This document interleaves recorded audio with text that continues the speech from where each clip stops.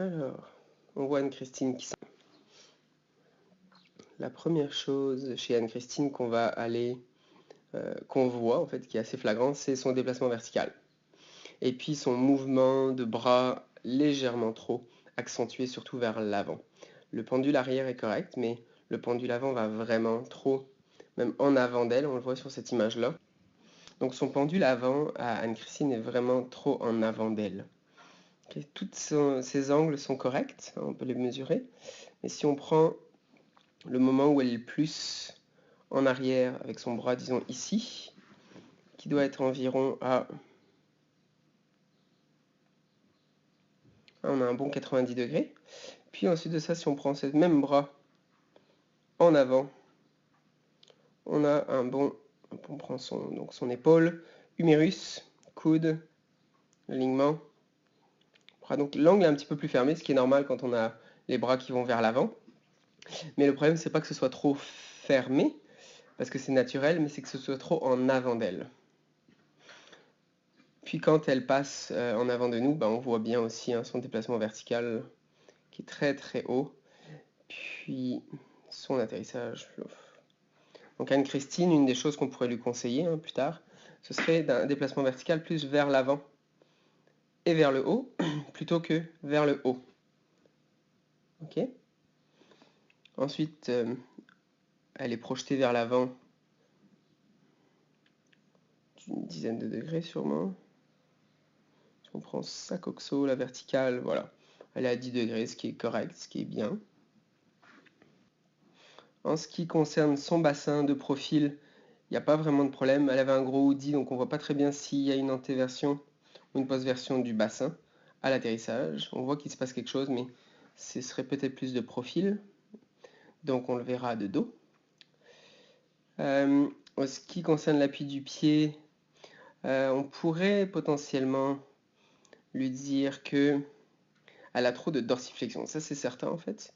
Mais la flexion de son genou est quand même très présente. Donc on prend l'alignement de la coxo, le centre du genou, puis la malléole externe. On a 162 degrés de flexion, ce qui est vraiment très bien.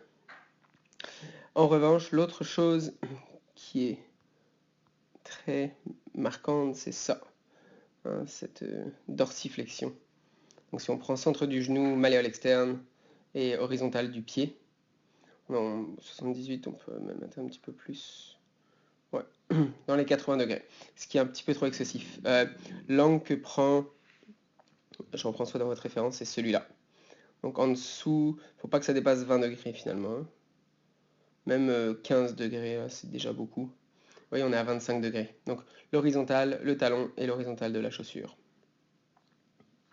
On va prendre l'autre jambe, qui est donc la jambe droite.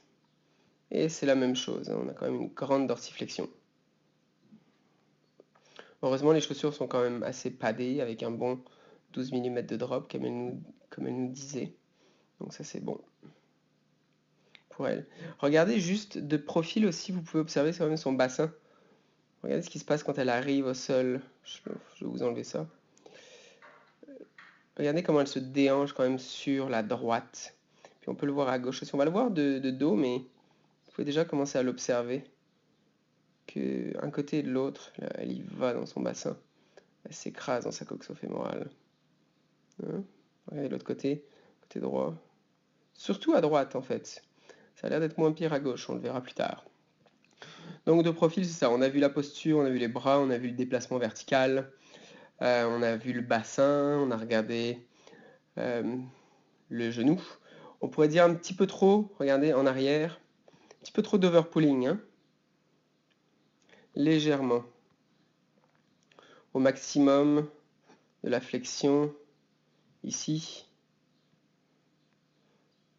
Normalement, c'est l'horizontale. La jambe, elle lève au-dessus. Cet angle-là au-dessus, il devrait être inférieur. Donc là, on a 8 degrés au-dessus, c'est quand même pas mal de l'horizontale.